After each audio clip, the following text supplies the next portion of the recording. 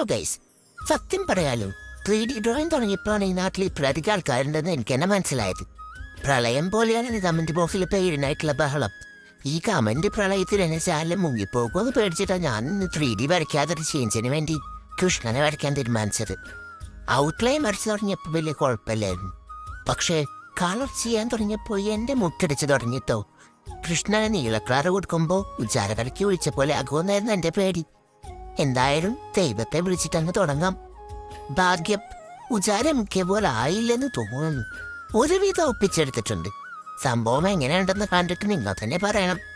പിന്നൊരു കാര്യം, വെറുതെ പേര് മാത്രം കമന്റ് ചെയ്യാതെ വീഡിയോസിന്റെ അഭിപ്രായം കൂടി പറഞ്ഞോടെ.